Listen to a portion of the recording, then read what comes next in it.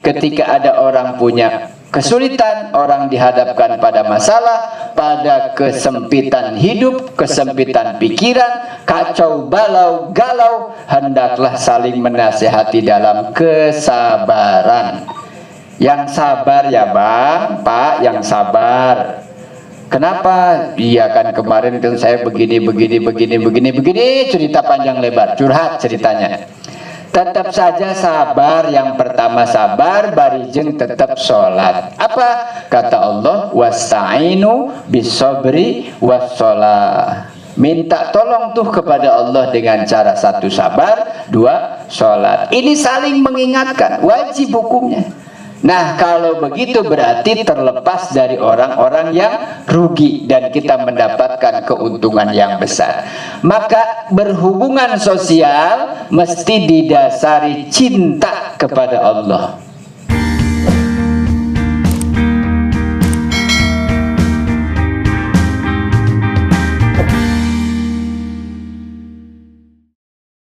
Bismillahirrahmanirrahim. Fadlul hubbi fillahi wal bughdi fillah.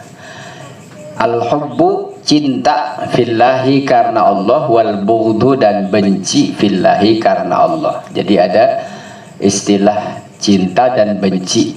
Itu kan kecenderungan rasa manusia. Kita senang sesuatu karena apa? Kita benci sesuatu karena apa? Yang tidak boleh itu membenci orang orangnya, yang suka orangnya, yang nggak boleh cinta atau benci itu kepada orangnya gitu. Tapi kalau ke sifat baik, saya nggak suka sama orang karena buruknya, sifat buruknya. Kalau orangnya nggak boleh karena hidup bersama-sama, hidup bersamaan, berdampingan. Maka yang dibenci itu sifat buruknya, yang dicintai juga kebaikannya. Karena kalau unsur manusianya sama, dua-duanya punya potensi, mungkin pasti ada sisi baik, ada sisi buruk, namanya juga manusia. Kadang kita hilang rasa respect kepada seseorang karena terlampau melihat dari sisi buruknya saja, kesalahannya, kejelekannya, keburukannya, dan kita seringkali lupa sama kebaikan-kebaikan orang lain, sehingga ya tidak berlangsung lama gitu. Nah maka kita mengenal sekarang bagaimana sikap kita seharusnya cinta dan benci. Dalam bab ini kita menjelaskan tentang bab keutamaan mencintai apapun karena Allah, juga kalau benci hendaklah membenci karena Allah. Sebab kalau itu dasarnya pasti benar, karena perintah dan larangan dari Allah, hukumnya hukum Allah. Tapi kalau ngikutin hawa nafsu sudah pasti salah. Wa min manaqibi hadhil ummati, lan iku setengah saking manakib. Kita istilah manakib kan gak aneh, itu di kalangan ikhwan ada istilah manakib, ikhwan thariqah. Hadhil ummati wa mazayaha, lan anugerah maja'a minal fadli, apa-apa yang datang kepada umat ini dari keutamaan-keutamaan al-kabir yang besar, wal khairil katsiri, lan kebaikan yang banyak. Ada anugerah berupa balasan keutamaan yang banyak, kebaikan yang banyak yang Allah akan kasih kepada orang. Liman yuhibbu, kepada orang yang mencintai akhahul muslim, akhahu, kepada saudaranya sesama muslim, lillahi, karena Allah. Ada pahala besar ketika orang sesama muslim saling mencintai, tetapi cintanya dibingkai karena Allah, didasari cinta karena Allah. Orang tua capek, lelah, nyuruh, teriak, nyuruh anaknya, memerintah supaya mau ngaji, ayo ngaji, sudah capek, sudah dengan berbagai cara, ayo sholat, ayo sholat. Ini dasarnya karena cinta. Cinta kepada Allah karena Allah memberikan anak berupa amanah, yaitu anak. Lalu kemudian ekspresi cinta itu dilaksanakan dengan sesuai perintah Allah. Suami tidak bosan mengingatkan istri untuk melaksanakan ketaatan karena cinta. Jadi tidak diartikan secara awam cinta istri ya apa yang diminta istri kasih semua. Tapi ketika meminta atau tidak melaksanakan syariat, perintah agama, ya kita tidak peduli misalnya. Nah ini perlu dipertanyakan cintanya. Maka si suami yang menyuruh istrinya ibadah, ingetin sholat, atau istri sebaliknya kepada suami ngingetin ibadah sholat dan lain sebagainya, itu tanda cinta yang hakikat. Orang tua memerintahkan mengingatkan anak untuk ibadah, itu juga cinta. Teman kepada sesama teman ngajak kebaikan karena cinta. Kalau enggak cinta mah bodonanan, kata orang sini mah. Bodonanan ya, itu maksudnya nggak peduli kan? Saya soleh udah, pinter udah, gitu ya. Ya taat udah, istiqomah udah, biarin aja anak orang ini, orang lain ini. Ntar di surga, di neraka, di akhirat juga ditanya. Kamu Man atau Bang Udin ditanya sama Allah, masuk surga sendirian aja sama keluarganya, emang nggak punya tetangga? Punya ya Allah. Kenapa tetangganya nggak ikut? Saya udah kurang apa ya Allah? Udah ngajak, udah cerita, udah ini capek, udah. Oh ya udah kalau begitu berarti gugur kewajiban. Sudah, yang penting kewajibannya dikerjakan. Ya kalau nggak ada kepedulian antar sesama kita, ya akhirnya kita hidup kayak di sana. Liberalis itu di Amerika, di Eropa, yang orang hidup nggak peduli orang. Sudah selesai, sudah nggak, misalnya orang mati, ya mati aja udah selesai. Apalagi kita sampai hadiah Fatihah tiap waktu, setahun sekali haul di Fatihahin, dikirimin doa. Bentuk kecintaan al-muslimu akhul muslim itu aplikasinya ada pada kepedulian sosial. Baik udah, kaya udah, usaha punya kan. Misalnya siapa yang di sini sudah cukup mapan hidup ekonomi, ya sudah, ngapain peduli orang gitu. Tapi karena cinta, khawatir kalau ada saudara, keluarga kita sudah terpenuhi kebutuhan ekonomi hidupnya sudah, tapi belum mau sholat, Pak, saya kasihan. Jangan sampai dia sukses dunianya tapi akhiratnya gagal. Akhirnya ngajak ibadah, ngajak kebaikan. Itu karena itu dasarnya. Lalu pertanyaannya, siapa yang paling peduli di antara manusia kepada manusia lain? Pastilah Rasulullah Shallallahu Alaihi Wasallam. Betapa sayangnya Rasulullah kepada umatnya. Maka itu ketika jelang wafatnya Rasulullah, ada salah seorang sahabat yang kemudian merasa berat ditinggalkan Rasulullah ketika hendak wafat. Kata Rasulullah, keberadaan hidupku ketika bersama kalian adalah bernilai kebaikan. Andai nanti sudah ajalnya tiba aku wafat, juga tidak ada di tengah kalian juga kebaikan. Maksudnya bagaimana kebaikan? Ketika ada Rasulullah masih hidup bersama dengan orang-orang, ada dengan para sahabat, andai para sahabat ada yang keliru di dalam melaksanakan kehidupannya, agamanya, urusan dunianya, tentang syariat, maka Rasulullah bisa langsung mengingatkan, ini salah, ini benar, ini bagus, ini tidak, ini kerjakan, ini jangan. Berarti sahabat dibimbing oleh Rasulullah semasa hidup. Ada bagusnya, kata Rasul. Andai Rasulullah sudah ajal tiba saatnya berpindah, sudah wafat, maka kata Rasul baik juga. Kenapa? Nanti zaman ke depan, di hari-hari yang akan datang, umat-umatnya Rasulullah ini tentu saja banyak yang lupa, yang salah, yang maksiat, yang dosa. Tapi saya kan sudah di dekat Allah, sudah dengan Allah, maka saya mudah meminta ampunan kepada Allah untuk umat yang berdosa. Jadi dua-duanya bagus. Ini secara Rasulullah memberi kabar gembira kepada umatnya. Ya artinya siapapun yang punya peran aktif dalam kebaikan, sebetulnya itu ekspresi cinta. Adanya madrasah supaya anak-anak di lingkungan sini ikut hadir melaksanakan kewajiban pengajian. Kalau ditanya kewajiban siapa mengajarkan anak-anak tentang agama, pasti semua ulama sepakat kewajiban kedua orang tua.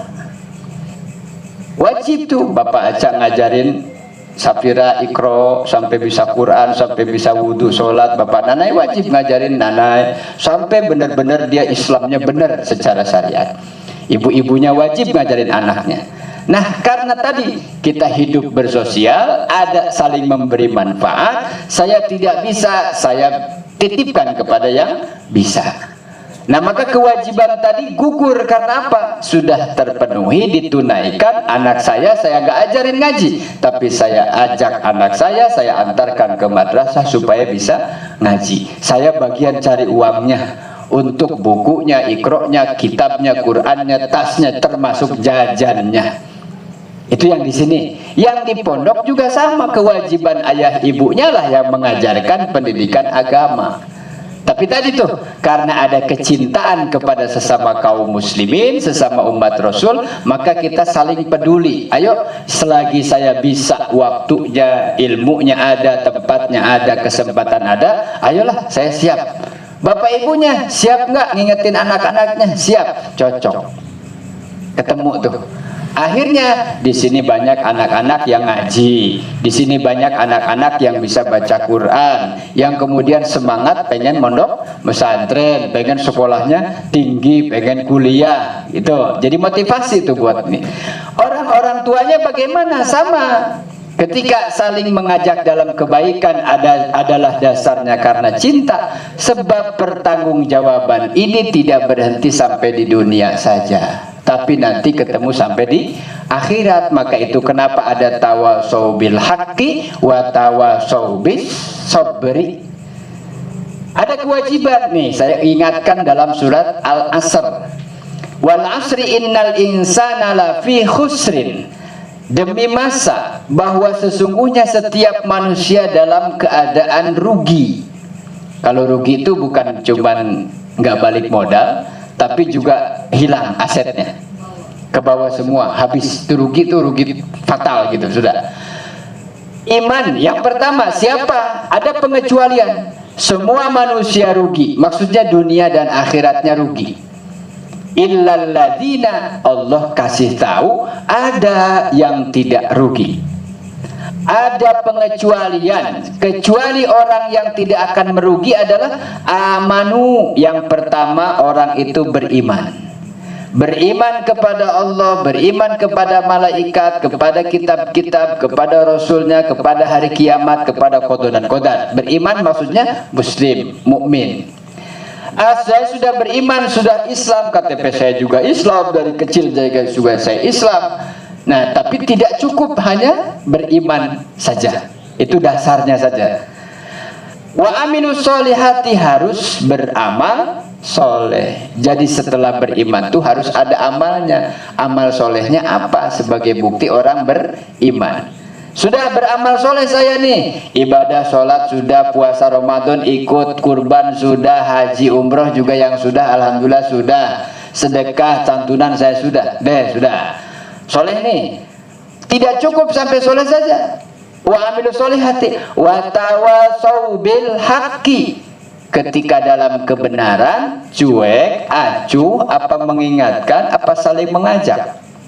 Nah, kan bukan tanggung jawab saya, Pak. Dia kan ada suaminya, dia kan ada istrinya, dia ada orang tuanya, dia ada saudaranya. Apa? Nah, berarti belum. Makanya harus tawasau bil haqqi, saling menasihati dalam kebenaran. Benar nggak ini? Kalau benar kasih tahu kebenaran. Caranya gimana? Ada yang dengan orang senangnya kongko, ketemuan, ngopi bareng, ngobrol.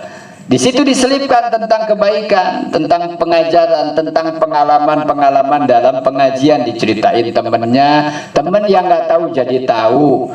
Saudara dengan saudara ketika kumpul silaturahim saling mengingatkan, jadi saling tahu. Itu maksudnya. Apakah cukup sudah tawasau bil haqqi, kebenaran? Kalau tadi antar keluarga, antar teman, antar kawan. Sekarang yang status dalam lingkungan sosialnya ada Pak Ustadz. Pak Ustadz harus keliling setiap rumah untuk mengingatkan kebenaran. Waduh, repot Pak, waktunya nggak ada. Ibu-ibu bapaknya juga ada yang sibuk kerja ke sana sini. Dibikinlah jadwal pengajian rutin seminggu sekali. Di sini mah udah nggak usah repot-repot gimana-gimana, di masjid bisa, di sini madrasah bisa. Kapan ada kesempatan mendapat nasihat, nah itu berarti sedang melaksanakan poin usaha beramal supaya tidak rugi. Kita bareng-bareng untungnya, jangan untung sendiri, dan jangan biarkan teman atau orang lain rugi. Sudahlah, selesai nih, saling menasihati dalam kebenaran. Manusia tidak lepas daripada ujian dalam kehidupannya. Lalu kemudian ada perintah watawasau bisabri, ketika ada orang punya kesulitan, orang dihadapkan pada masalah, pada kesempitan hidup, kesempitan pikiran, kacau balau galau, hendaklah saling menasihati dalam kesabaran. Yang sabar ya Bang, Pak, yang sabar. Kenapa? Iya kan kemarin kan saya begini, cerita panjang lebar, curhat ceritanya. Tetap saja sabar. Yang pertama sabar, barijeng tetap sholat. Apa? Kata Allah, wasta'inu bisobri wassolah. Minta tolong tuh kepada Allah dengan cara satu sabar, dua sholat. Ini saling mengingatkan, wajib hukumnya. Nah kalau begitu berarti terlepas dari orang-orang yang rugi dan kita mendapatkan keuntungan yang besar. Maka berhubungan sosial mesti didasari cinta kepada Allah. Saya kemarin sempat ngobrol kosong. Kan kalau sekarang sudah tidak ada yang berisik-berisik, teriak-teriak, enggak gitu, enggak ada. Lagi di pondok semua kan, tinggal saya berdua, pagi berdua, siang berdua, malam berdua, nanti siang berdua, nanti sebentar lagi lahir jadi rame lagi tentar. Sementara ini ada jeda banyak waktu berdua, lalu ngobrol. Enggak, kita mau cari kontrakan di BTR apa ya? Gitu. Ceritanya ini kenapa ngobrol kosong kan? Atau kita mau kemana ini tinggal berdua? Apa pergi ke Abu Dhabi? Apa pergi ke Singapura? Kita ngurusin paspor saya masih aktif, enggak masih aktif. Tinggal berangkat aja ke luar negeri ya gitu. Atau mau kemana ini? Ah udah di sini aja. Kenapa? Ada perjuangan yang belum tuntas. Ada niat yang kuat bahwa kita di sini tidak hanya sebatas numpang tinggal, numpang makan, numpang tidur, tapi saya ingin di sini banyak para penghatam Quran dulu.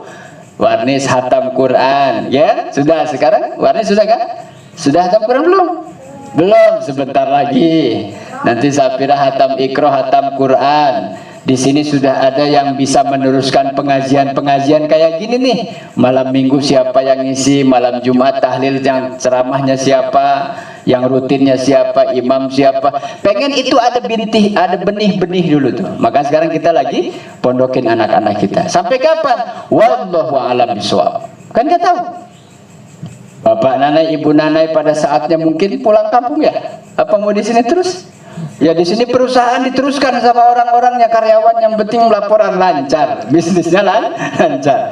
Mungkin begitu. Tapi kebaca kayaknya di sini, orang di sini sudah kan? Ke NTB itu ya liburan aja Pak. Pulang pergi pesawat pribadi kan? Nah sekarang bagaimana? Nema Ilham semua nggak tahu sampai kapan. Tapi yang paling penting bukan di mana Anda tinggal, saya tinggal di mana, tapi apa yang saya kerjakan, kita kerjakan adalah meninggalkan bekas kesan kebaikan ibadah untuk dibawa sebagai bekal nanti di akhirat. Salah satu cirinya, caranya kita harus tahu hikmahnya, bahwa semua yang kita laksanakan, yang kita kerjakan selama kebaikan dimanapun, inna ardi, kata Allah, langit bumiku luas, dimanapun kalian tinggal terserah bebas, yang penting isinya ibadah. Saya di Kuningan dulu di madrasah ngajar ngaji lagi, kemudian pindah kemana ngaji lagi, sholat juga ibadah, pengennya begitu terus, pindah ke sana. Terakhir sekarang lagi di sini, ya nggak usah dipikirin nanti mau kemana. Saya ngobrol sama istri begitu. Selagi di sini tetap taat, tetap ibadah, tetap sholat, tetap ngajar ngaji, tetap deres, tetap beramal baik, nggak usah khawatir dimanapun matinya sama. Yang penting husnul khotimah. Itu kan maksudnya dalam cinta. Sayang cinta kepada istri, ekspresikan dengan nilai-nilai yang bersifat ibadah. Ya istri semua dipenuhi apa yang diinginkannya, tapi jangan lupa bahwa kita katanya pengen ngumpul bersama-sama, tidak hanya di sini mah, tidak hanya di sini ndak, kita pengen ketemu lagi di akhirat juga, ngumpul bareng di surga, anak-anak kumpul. Itu berkat daripada usaha kita di dunia, beramal soleh, memperjuangkan cinta yang hakikat, tidak sebatas dunia saja tapi juga akhirat. Ya sudah, istiqomah dalam kebaikan. Kata Rasulullah SAW begini, fa idza tahaqqaqa bidzalika zada imanu. Bagaimana jika, ini sebelum pada hadisnya tentang cinta dan benci karena Allah. Para ulama menyatakan dalam kitab ini, jika cinta atau perasaan mahabbah seseorang muslim kepada muslim lainnya karena Allah, la gharda wala hawa siwa dzalik, tidak karena hawa nafsu. Jadi tidak cinta karena hawa nafsu, tapi karena Allah. Betapa orang-orang berjuang dalam jihad fisabilillah itu karena cinta, seperti para pejuang di masa lalu. Orang-orang yang dulu jadi syuhada, pejuang, para orang-orang yang mati syahid dalam perang, berjuang melawan penjajah dalam rangka cinta tanah air.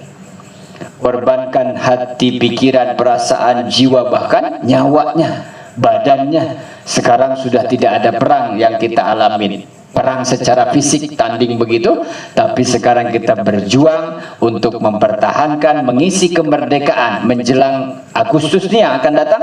Berarti mengisi kemerdekaan itu bagian titah, perintah, risalah kenabian, tidak hanya negara, tidak hanya bangsa, tidak hanya tanah air, tapi juga agama yang harus kita perjuangkan. Kalau tidak ada, siapa yang akan memperjuangkannya? Seorang kepala keluarga berjuang pagi siang sore cari uang untuk keluarganya, memenuhi makan minum kebutuhan sandang papan pangan. Seorang RT berjuang untuk memakmurkan rakyat di lingkungannya. Seorang RW, seorang presiden bahkan memperjuangkan untuk masyarakat, negara dan bangsanya. Kalau pertanyaan, seorang ustadz berjuang untuk apa? Seorang ulama berjuang untuk apa? Yang ngajar ngaji berjuang apa sih? Belain apa sih Kang? Sampai begitu-begitu. Gitu. Kan? Ya gak? Belain apa? Supaya agama ini tetap ada dan terus diperjuangkan. Okelah, kita sama-sama berjuang, kita punya jiwa pejuang, tapi tidak semua orang sanggup untuk berkorban. Gitu. Kalau di Idul Adha namanya kurban, kalau dalam kehidupan namanya korban. Meninggalkan kampung halaman dari Subang, dari Majalengka, dari Cilacap, dari Kuningan, dari Cirebon, dari Banten, dari mana datang kumpul di sini sama Allah, dikumpulkan di tempat ini, dihadirkanlah orang-orang yang hijrah, yang merantau, dipertemukan sama pribumi, ketemu, saling ikat, saling kuat, saling mendukung. Itu dalam rangka apa sih? Kalau bicara hidup nafsi-nafsi, bodonanan, nggak ada urusan, gitu, ya. Pak Nenai urusannya usahanya beliau sudah, Pak Aca urusan kerjanya, Bang Bobi urusan masing-masing. Ngapain Pak Ustadz urusannya apa? Gara-gara Safiranya ngaji jadi ada urusan, ya enggak? Mas Juwarno gara-gara anaknya sekolah di sini jadi ada urusan sama babakan, sama SD, sama sekolah, sama SMP. Saya di sini, anak di Cirebon jadi ada urusan sama kesana kemari. Itu pada ngapain sih orang-orang? Ya enggak? Sedang memperjuangkan kehidupannya, tapi ingat, tidak hanya sebatas dunia, tapi harus sampai di akhirat nanti. Faida tahaqqaqa, jika jadi benar-benar, zada imanu, kalau cintanya benar, kasih sayang yang diekspresikannya benar kepada orang-orang yang dicintainya, cintanya, senangnya, sayangnya karena Allah, zada imanu, maka imannya bertambah. Tambah iman, wa yakinu, dan kuat yakin, bertambah kuat keyakinannya, hatta ka'annahu yushahidu bi'ainihi haqa'iqal iman. Imannya menjadi tumbuh, menjadi kuat, menjadi yakin bahwa hakikat cinta kalau sebatas badan ketemu badan, sirna, pudar.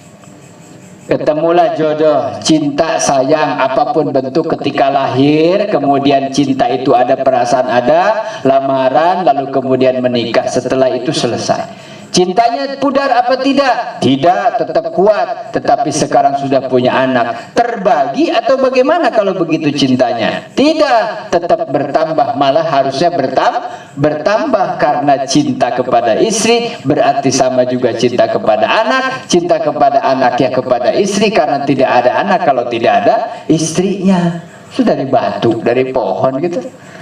Ya ini cintanya kan bertambah. Semakin tua lama perjuangan dalam rumah tangga, mestinya cintanya semakin besar karena nilai perjuangannya sudah teramat tidak bisa dihitung. Bukan semakin pudar, makin tambah cinta makin.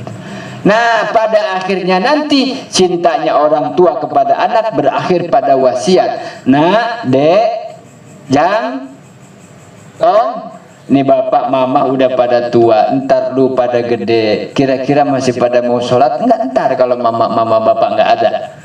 Kenapa sih itu yang diomongin? Kan cinta mama sama kamu itu nggak cuma di dunia makan, kasih jajan, enggak. Mama pengen kamu tuh tetap jadi orang yang soleh, yang baik, yang soleh dan soleha. Yang kebaikan itu nanti mama tunggu di akhirat. Kata Pak Ustadz, anak jadi syafaat katanya. Nah kamu nanti gitu enggak? Gitu maksudnya. Cintanya berarti nggak berhenti sampai di dunia, tapi terus sampai di akhirat. Kuat imannya, wa yash'aru bi anwarihil qayadi fayad fi qalbihi wa yudraku idrakan khassan la yajidu illa min tahaqquqi bidzalikal makna. Karena itulah Rasulullah kemudian bersabda, wahada yang dimaksud makna cinta karena Allah dan benci karena Allah adalah hadis Rasulullah menyatakan, salasun, ada 3 orang, salasun man kunna fihi wajada bihinna halawatal iman. Ada 3 orang yang dia bisa mencicipi, merasakan manisnya iman. Biar gak hambar nih iman ini, dibumbuin. Iman ini harus diolah supaya berbuah manis. Apa sih Pak? Sholat rasanya biasa aja. Kalau wirid rasanya pegel. Kalau qiyamul lail ya ngantuk. Rasanya baca Quran apa? Capek, mulutnya berbusa. Rasanya zikir apa? Nah, sekarang kita belajar rasanya ibadah itu apa. Nah, Bapak Ibu pasti jawab tenang Pak. Tenangnya kenapa? Apa setelah itu kemudian beres semua masalah? Enggak juga. Lalu orang bilang ibadah itu biar tenang, maksudnya apa coba? Nih, kata Rasulullah, ada 3 orang yang bisa mencicipi, merasakan manisnya iman. Yang pertama, manisnya iman. Ini kan soal perasaan, soal rasa. Man kana Allahu wa rasuluhu ahabbu ilaihi mimma siwahuma. Yang pertama, orang yang bisa merasakan manisnya iman adalah orang yang menjadikan cintanya kepada Allah dan kepada Rasulullah melebihi cintanya kepada selain Allah dan Rasulnya. Saya cinta sama istri saya sayang sama istri saya, tapi kalau istri enggak taat kepada saya dalam kebaikan, dalam perintah kebaikan saya enggak suka. Tuh, berarti enggak sukanya bukan karena istrinya, tapi perilaku. Jadi harus dididik. Ya, saya cinta sama anak saya, senang sama anak saya, tapi saya benci kalau mereka suruh sholat aja susah aja minta ampun. Bencinya karena nggak mau sholat. Jangan gara-gara begitu benci lalu dianiaya, nggak boleh. Tetap wajib dididik. Seperti kewajibannya itu sudah. Yang penting ini kewajibannya kerjakan. Kenapa ayah sampai segitunya? Kan aku yang penting pinter ranking 1. Ranking 1 kamu usaha apa, kerja apa, nggak ada urusan. Itu hasil kerja kamu, belajar kamu, rajin kamu. Tapi soal sholat nanti ayah ditanya sama Allah. Soal ibadah nanti ayah diminta pertanggungjawaban sama Allah. Soal makan nanti itu urusan kamu. Jadi gitu Pak. Ya, ini cinta yang hakikat. Orang yang merasakan cintanya kepada Allah dan kepada Rasulnya melebihi kepada yang lain, dia berarti bukti bahwa cintanya hakikat dan dia mendapatkan rasa manis buah daripada iman. Ya, meskipun sudah tidak ada, kecintaan itu tetap ada. Mungkin orangnya sudah tidak ada, mungkin tidak bersama kita nih sekarang nih. Anak-anak kita ada di pesantren, apa nggak cinta? Justru karena cinta kita pondokin. Justru karena cinta kita berangkatkan ke pesantren. Justru karena cinta kita suruh sholat. Justru karena cinta dia suruh bangun, ditarik, suruh makan, suruh sholat, suruh ngaji. Dah. Karena cinta. Coba kalau yang dibiarkan. Udahlah. Bodonanan udah, yang penting makan cukup sehat, anak kita udah biarin. Coba kalau dibiarkan begitu Pak, tunggu aja 3-6 tahun lagi ke depan, ya, apa yang terjadi? Kan Nah ini makanya kenapa yang pertama adalah ciri orang mendapatkan manisnya iman adalah yang menjadikan cinta kepada Allah dan Rasulnya melebihi cinta kepada yang lain. Artinya bukan berarti kita tidak peduli yang lain. Jadikan Allah dan Rasul menjadi cinta pertama dan terakhir yang ada sekarang dan selamanya. Cinta karena Allah berarti kita melaksanakan perintah Allah. Cinta karena Rasul berarti kita mengikuti syariatnya Rasulullah Muhammad sallallahu alaihi wasallam. Yang kedua, waman ahabba abdan, dan orang yang mencintai man utai sapane wong kang ahabba demen abdan ing seseorang la yuhibbuhu illa lillah. Orang yang mendapatkan rasa manisnya iman adalah orang yang mencintai seseorang dan dia tidak mencintai atau benci karena seseorang kecuali hanya karena Allah. Ada perintah Allah kepada kita untuk saling mengingatkan, Pak Bu, makanya kita saling ingetin. Karena cinta kepada Allah, saya peduli dengan perintah Allah. Karena cinta kepada Rasulullah, saya ceritakan tentang apa yang Rasulullah suruh sampaikan kepada umat. Saya sampaikan, saya ceritakan. Semua yang apa itu perintah Allah dan Rasul, kerjakan. Kenapa? Ini bukti cintanya karena Allah Subhanahu wa Ta'ala. Jadi yang kedua, orang yang mendapati rasa manisnya iman adalah orang yang mencintai dan membenci bukan karena hawa nafsu tapi karena Allah. Sayang bang kalau sudah ada, kenapa tidak dimanfaatkan? Sayang kalau kita sudah berjuang selama ini, kenapa disia-siakan? Sayang kalau kita tidak perjuangkan, sudah habis keringat, pikiran, tenaga, peras keringat, siang malam sudah bekerja, anak sudah tumbuh sehat, remaja, dewasa. Sayang Pak kalau nggak diingetin sholatnya, ibadahnya. Sayang banget badannya ganteng, gagah, cakep, keren. Yuk kita ajak mereka supaya soleh, baik, ganteng, keren, lahir dan batin gitu. Kenapa? Kita mungkin ibadahnya banyak, kurang banyaknya bolong-bolong banyak apa, kita minta kepada anak kita, tolong yang bolong-bolong dari bapak tambal ya. Kalau sholat kamu sholat bapak bisa, cuman dulu bapak nggak belajar Quran, kamu mah tuh bisa baca Quran. Bapak bisa baca Quran lancar tapi nggak ngerti tajwid, kamu mah paham atau tajwidnya gitu. Ada peningkatan. Jadi itu namanya menyempurnakan. Dulu bapak ibu ngaji malam minggu, waktu ada masih sehat ngaji hadir, tapi ngaji duduk sambil diam dengerin, sambil kadang ngantuk, sambil pikiran gak jelas. Kamu mah tuh nanti kalau ngaji bawa kitab terus nulis. Anak kita kan gitu kalau di pondok, gak mungkin diam kayak ibu-ibu gitu. Namanya apa, ngaji apa? Nguping ya, jiping. Ngaji kuping, yang penting dengerin lah gitu. Masuklah, dipahamilah. Dua. Yang ketiga siapa? Yang orang bisa mencicipi manisnya iman. Wa may yakrahu ayyauda fil kufri. Orang yang sengit, bahasa Jawa nih. Orang yang tidak mau, tidak menerima, marah untuk kembali kepada kekufuran. Ba'da an attaqada an qadahullahu minhu kama yakrahu ayyukzafa finnar. Orang misalnya diumpamakan sama Rasul, orang sedang dalam keadaan kobaran api, dia teriak kepanasan minta tolong, datanglah penolong, ditarik dari kobaran api, selamat dari terbakar. Senang kan? Dan dia nggak mungkin mau kembali lagi ke kobaran api. Kenapa?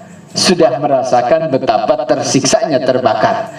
Yang ketiga, ciri orang yang mendapatkan manisnya iman adalah orang yang takut, khawatir, takut kalau dia kembali kepada kekufuran setelah dia kembali ke jalan yang benar. Itu doanya, Rabbana la tuzigh qulubana ba'da idh hadaitana. Jadi kita tuh minta kepada Allah taat, istiqomah, baik, soleh tuh supaya terus gitu.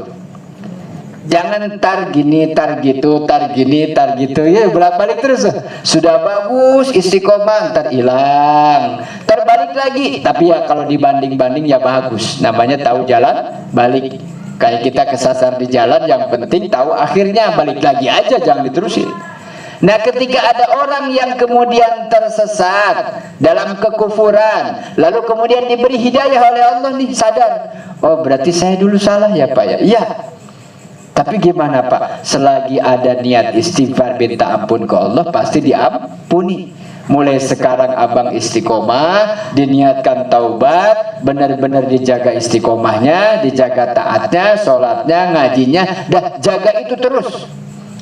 Dan ketika dia ingat dulu dalam kekufuran, maka dia gak akan mau lagi kembali kepada kekufuran. Sebagaimana contoh sahabat Umar bin Khattab, bagaimana kekufuran yang pernah dilakukannya.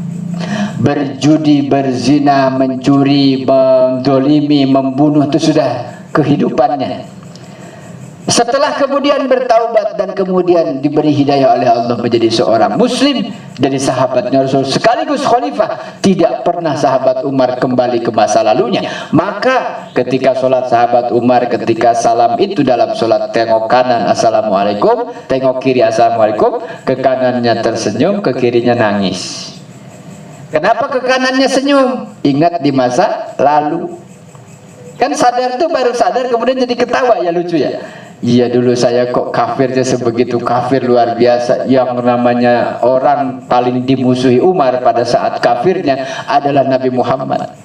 Sekarang Nabi Muhammad menjadi pujaannya, menjadi sahabat sejatinya, menjadi khalifah pengganti beliau di masa berikutnya. Jadi lucu aja. Iya ya, dulu saya nggak sholat, padahal bisa sholatnya, gampang padahal mah. Dulu kayaknya kalau dengar ngaji itu apa gitu, ngapain sih? Dulu kayaknya kalau ke masjid itu nggak, sekarang kok ke masjid gampang ya. Dulu saya itu begini. Nah, setelah diberi hidayah oleh Allah jalan benar, jalan yang baik, sudah. Nah, orang ini umpama tadi ketika dibakar dalam kobaran api, datang yang nolong, ayo Pak saya angkat, diangkat, dipadamkan apinya, dia senang. Dan kalau ditanya mau masuk lagi nggak Pak? Nggak mau saya. Udah berasa capek saya, sakit saya, pusing saya, kacau hidup saya, berantakan saya. Nah, sekarang sudah baik, di jalan yang benar, dijaga istiqomahnya. Ini ciri apa tadi?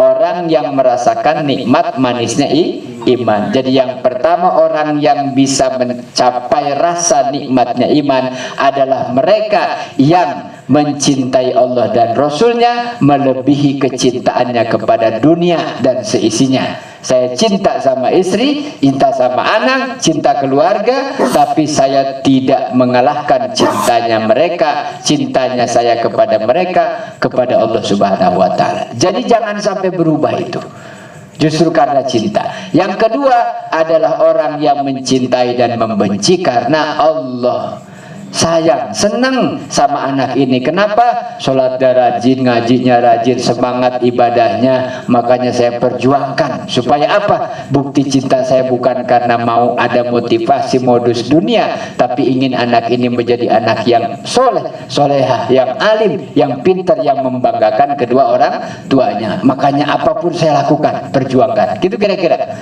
Yang ketiga adalah orang yang tidak suka, tidak mau kembali ke jalan kekufuran setelah Allah berikan hidayah. Udah benar-benar katanya berdoa bagus begitu, begitu lagi. Terus kapan benernya? Ntar kali dapat hidayah, dapat lagi hidayah, udah benar bagus begitu. Begitu lagi, ntar kali dapat hidayah lagi, mati. Habis Pak, masa ia mau terus begitu? Sampai kapan? Sudah cukup ya. Itu saja malam ini tentang fadilah, keutamaan. Jangan sampai salah menerapkan cinta kepada siapapun, kepada apapun. Tetap yang di atas adalah cintanya Allah dan Rasulnya. Dan bukti cinta adalah yang paling jelas, memberi. Allah cinta kepada makhluknya, Allah beri kehidupan semua. Yang taat, tidak taat, yang kafir, yang mukmin, yang soleh, yang salah, Allah kasih kehidupan. Cintanya Allah di dunia bersifat Ar-Rahman, tapi itu ujian. Karena nanti di akhirat yang Allah cinta adalah hasil sortiran, disortir. Mana yang beriman Allah teruskan cintanya dengan Ar-Rahim, mana yang tidak Allah cintai, mereka dimasukkan ke dalam murkanya. Mereka orang kafir yang abadi di dalam nerakanya. Naudzubillah min dzalik. Wallahu a'lam bishawab. Mudah-mudahan tidak salah kita mencintai siapapun selagi dasarnya iman dan Islam, selagi dasarnya cinta karena Allah dan Rasulnya. Allahumma sholli ala habibina wa syafi'ina wa karimina wa dhuhrina maulana Muhammad wa ala alihi